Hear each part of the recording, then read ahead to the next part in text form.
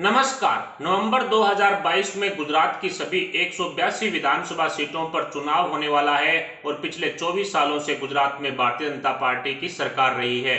मोदी जी ने लगातार 3 योजनाओं तक गुजरात की सीएम गद्दी पर बैठकर जनता की सेवा की और अब बीजेपी के सामने विपक्ष के तौर पर कांग्रेस तो पूरी तरह से साफ हो चुकी है। लेकिन दिल्ली को लूटने के बाद आम आदमी पार्टी वाले अरविंद केजरीवाल ने गुजरात में अपने पैर जमाने शुरू कर दिए हैं। लेकिन ट्राइबल पार्टी ने भी केजरीवाल का साथ छोड़ दिया है। ऐसे में भारतीय जनता पार्टी का गुजरात चुनाव में डायरेक्ट सामना विपक्ष के तौर पर कांग्रेस से नहीं बल्कि इस बार आम आदमी पार्टी से हो सकता है।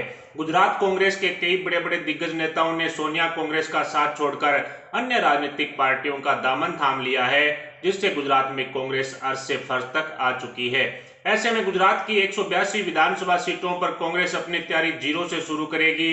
लेकिन भारतीय जनता पार्टी ने भी विपक्ष को मात देने के लिए जाल बिछाना शुरू कर दिया है। इसी बीच राष्ट्रीय सट्टा बाजार के व्यापारियों ने भी गुजरात विधानसभा चुनाव पर अपनी नजरें टिकाई हुई है और गुजरात राज्य की सभी 182 विधानसभा सीटों पर राष्ट्रीय प्रोदी सट्टा बाजार के व्यापारियों ने अपने अपने स्तर पर जनता जनार्दन के बीच में रहकर जो सर्वे की है उसके आंकड़े काफी चौंकाने वाले सामने आए हैं। हालांकि 2017 में भारतीय जनता पार्टी ने 99 सीटों पर जीत दर्ज कर विपक्ष को 77 सीटों पर सिमटा दिया था एवं 6 सीटें अन्य के खाते में गई थी। तो वहीं इस बार का गुजरात विधानसभा चुनाव भारतीय जनता पार्टी के लिए एक बड़ी चुनौती भी साबित हो सकता है। लेकिन केंद्र की मोदी सरकार में कई बड़े चेहरे गुजरात से ही हैं, तो ऐसे में बीजेपी के सामने केजरीवाल और कांग्रेस कितना दम भर पाएंगे ये तो आने वाला वक्त ही बताएगा। लेकिन कई बड़ी बड़ी सर्वे कंपनियों एवं राष्ट्रीय सट्टा बाजार के व्यापारियों ने गुजरात विधानसभा चुनाव को लेकर 182 सीटों पर सर्वे कर जो समीकरण देश के सामने रखे हैं उससे कई बड़े बड़े नेताओं, विधायकों और मंत्रियों की नींद उड़ी हुई है। खैर, राष्ट्रीय सट्टा बाजार नवंबर में होने वाले गुजरात विधानसभा चुनाव को लेकर जनता जनार्दन के बीच में रहकर सटीक आंकड़ा जारी कर चुका है, जिसके अनुसार अब की बार गुजरात विधानसभा चुनाव में केजरीवाल की पार्टी ने कांग्रेस को काफी पीछे छोड़ दिया है। या यूं कहें कि गुजरात ही नहीं बल्कि पूरे हिंदुस्तान में कांग्रेस को वोट करने वाले मतदाताओं ने कांग्रेस का साथ छोड़ते हुए दूसरा विकल्प ढूंढना शुरू कर दिया है और इसी तर्ज पर गुजरात में कांग्रेस के विकल्प के रूप में अरविंद केजरीवाल की आम आदमी पार्टी उभर सकती है। या यूं कहें कि कांग्रेस को पछाड़ते हुए केजरीवाल विपक्ष की भूमिका में भी आ सकते हैं। गुजरात की 182 विधानसभा सीटों पर लगभग 10% मुस्लिम मतदाता हैं और 89% के लगभग हिंदू वोटर्स हैं। गुजरात की 25 विधानसभा सीटों पर 80% से ज्यादा मुस्लिम वोटर हैं जो अब तक कांग्रेस को पसंद करते रहे हैं। लेकिन 2017 में सिर्फ 4 विधायक ही इस मुस्लिम समुदाय से चुनकर विधानसभा पहुंचे थे। ऐसे में विशेष समुदाय द्वारा कांग्रेस से किनारा करते हुए केजरीवाल को नेता चुना जाता है तो फिर भारतीय जनता पार्टी के लिए सुनहरा मौका होगा, क्योंकि मुस्लिम समुदाय के वोटर्स कांग्रेस, आम आदमी पार्टी, ओवैसी सहित कई हिस्सों में बंटेंगे, जिसका सीधा फायदा बीजेपी को हो सकता है। खैर, गुजरात में केजरीवाल के हिंदू विरोधी चेहरे को जनता जनार्दन के सामने पेश करने के लिए बीजेपी, कांग्रेस सहित कई राजनीतिक पार्टियों ने मोर्चा खोल रखा है, क्योंकि केजरीवाल के मंत्री दिल्ली में हिंदू विरोधी राग अलाप कर हजारों हिंदुओं का धर्मांतरण करवा रहे हैं और हिंदू धर्म को नरक बताया जा रहा है, जो गुजरात में केजरीवाल के लिए गले की फांस बन चुका है। अब गुजरात के हिंदू मतदाताओं ने आम आदमी पार्टी को सबक सिखाने के लिए कमर कस ली है। राष्ट्रीय सट्टा बाजार गुजरात विधानसभा चुनाव में किसको कितनी सीटें दे रहा है, जानने के लिए देखिए स्पेशल रिपोर्ट। गुजरात के 33 जिलों की सभी 182 विधानसभा सीटों पर राष्ट्रीय सट्टा बाजार ने अपनी पैनी नजर टिकाई हुई है, जिसके मुताबिक सट्टा बाजार के व्यापारियों ने गुजरात की सभी 182 विधानसभा सीटों पर सटीक सर्वे कर अपनी सर्वे रिपोर्ट देश के सामने रख दी है। राष्ट्रीय सट्टा बाजार ने गुजरात की सभी 182 विधानसभा सीटों को 4 हिस्सों में बांटकर सर्वे किया है। उत्तर गुजरात में 32 विधानसभा की सीटें शामिल की गई है, दक्षिण गुजरात में 35, मध्य गुजरात में 61, सौराष्ट्र और कच्छ की 54 विधानसभा सीटों पर सट्टा बाजार के व्यापारियों ने जनता जनार्दन के बीच में रहकर आम जनता के मन की बात को जानकर सर्वे तैयार किया है। शुरुआत करते हैं उत्तर गुजरात की 32 विधानसभा सीटों से, जहां राष्ट्रीय सट्टा बाजार के व्यापारियों ने जनता जनार्दन के बीच में रहकर सर्वे किया और अन्य को 0 से 1 सीट जाने का अनुमान लगाया गया है। वहीं आम आदमी पार्टी को 2 से 3 सीटें मिलने का अनुमान उत्तर गुजरात में राष्ट्रीय सट्टा बाजार लगा चुका है। कांग्रेस की चर्चा करें तो 6 से 9 सीटें कांग्रेस को मिल सकती है, तो वहीं भारतीय जनता पार्टी 18 से 21 सीटों पर कब्जा कर सकती है।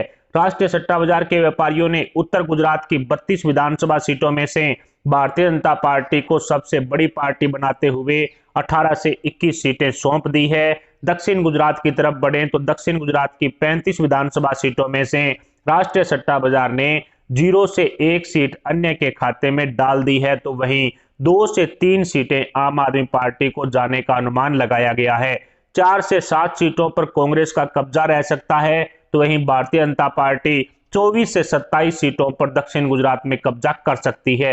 राष्ट्रीय सट्टा बाजार ने दक्षिण गुजरात की 35 विधानसभा सीटों में से भारतीय जनता पार्टी को सबसे बड़ी पार्टी बताते हुए 24 से 27 सीटें सौंप दी है।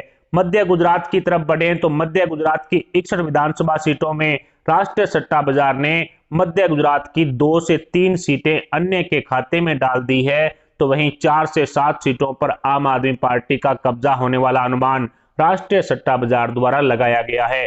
कांग्रेस की तरफ बढ़े तो 5 से 8 सीटों पर कांग्रेस कब्जा कर सकती है, तो वहीं मध्य गुजरात में भारतीय जनता पार्टी 40 से 43 सीटों पर कमल खिलाने में कामयाब हो सकती है।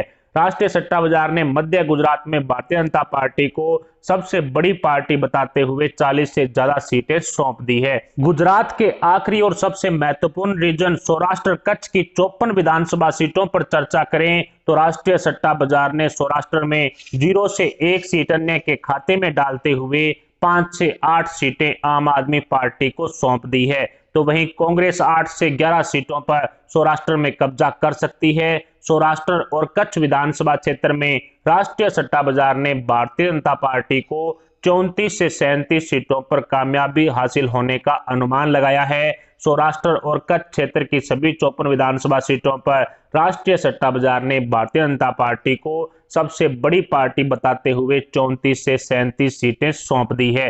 गुजरात विधानसभा चुनाव के चारों रीजन की 182 विधानसभा सीटों पर एवरेज चर्चा करें तो ओवरऑल राष्ट्रीय सट्टा बाजार ने अन्य के खाते में 2 से 3 सीटें सौंप दी है। आम आदमी पार्टी और केजरीवाल 15 से 18 सीटों पर गुजरात विधानसभा चुनाव 2022 में कब्जा कर सकते हैं। वहीं कांग्रेस की चर्चा करें तो भारत जोड़ो जैसे फर्जी आंदोलन चलाकर कांग्रेस को सिर्फ 28 से 31 सीटों पर कामयाबी हासिल हो सकती है, तो वहीं पिछले 2.5 दशक से गुजरात में राज करने वाली भारतीय जनता पार्टी को मोदी जी के नेतृत्व में राष्ट्रीय सट्टा बाजार ने 127 से 130 सीटें सौंप दी है।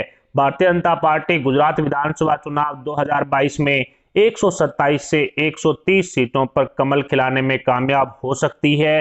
राष्ट्रीय सट्टा बाजार ने अपने स्टिक सर्वे के दौरान गुजरात में भारतीय जनता पार्टी की सरकार बना दी है।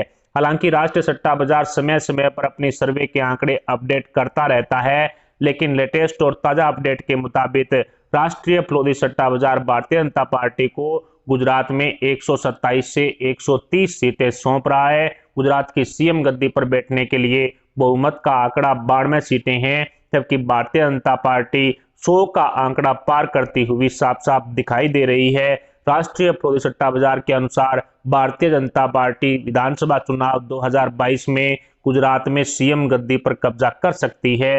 राष्ट्रीय सट्टा बाजार की लेटेस्ट और ताजा अपडेट के मुताबिक भारतीय जनता पार्टी गुजरात में अपना जो सीएम गद्दी पर कब्जा करते हुए बीजेपी सरकार बनाने जा रही है। जैसा कि आपने देखा, राष्ट्रीय फ्लोदी सट्टा बाजार ने भारतीय जनता पार्टी को 125 के लगभग सीटें सौंप दी है और बहुमत साबित करने के लिए 92 सीटों की जरूरत है। ऐसे में एक बार फिर से भारतीय जनता पार्टी की सरकार गुजरात में रिपीट होती हुई सट्टा बाजार की सर्वे रिपोर्ट के अनुसार दिखाई दे रही है। फिलहाल गुजरात का सीएम कौन होगा, क्या बीजेपी रिपीट कर पाएगी या फिर अरविंद केजरीवाल और कांग्रेस मिलकर किसी तरह का झटका बीजेपी को दे सकते हैं, इस पर आप अपने विचार हमें कमेंट बॉक्स में जरूर बताएं। साथ ही वीडियो को लाइक करके हमारे चैनल को सब्सक्राइब जरूर कर लें। अभी के लिए इतना ही, मिलते हैं अगली बड़ी अपडेट, अगली न्यूज, अगली खबर के साथ। तब तक के लिए जय हिंद, जय भारत।